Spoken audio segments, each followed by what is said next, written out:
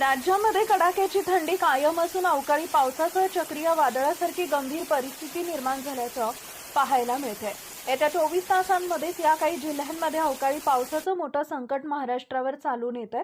आज मध्यरात्रीत आणि उद्या या अवकाळी पावसासह चक्रीवादळाचं मोठं संकट येणार असल्याची अपडेट समोर आली आहे। हवामान खात्यानं या 8 जिल्ह्यांना गंभीर रेड अलर्ट जारी केलाय। या भागामध्ये प्रचंड प्रमाणात शेतकऱ्यांचं नुकसान होण्याची शक्यता आहे।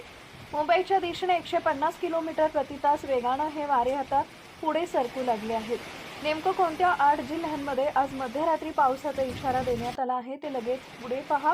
त्या अगोदर तुम्ही आपल्या चॅनलवर नवीन असाल तर चॅनलला सबस्क्राइब जरूर करा, जेणेकरून अशा प्रकारच्या अपडेट्स या तुमच्यापर्यंत पोहोचत राहतील। आज रात्रीत या 8 जिल्ह्यांमध्ये भयंकर अवकाळी पाऊस आणि वादळ घुसण्याची शक्यता हवामान विभागाकडून वर्तवण्यात आली आहे। नेमक्या कोणत्या जिल्ह्यामध्ये आज रात्री अवकाळी पावसासह मुसळधार पावसाची शक्यता ते लगेच पुढे पहा। वर्षातील पहिल्याच महिन्यामध्ये थंडीसह अवकाळी पावसानं धुमाकूळ घातल्याचं चित्र सध्या पाहायला मिळते।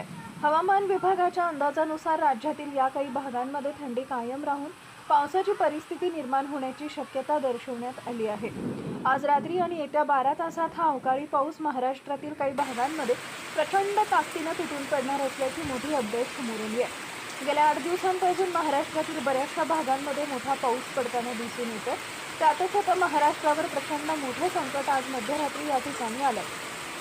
काल मुंबईसह इतर राज्यांमध्येही अवकाळी पावसानं प्रचंड वादळानं थैमान घातलाय। हा प्रकार माजवला त्या ठिकाणी सगळ्यात मोठा पाऊस देखील पडलाय। तुम्ही टीव्हीला सुद्धा पाहिले असतील।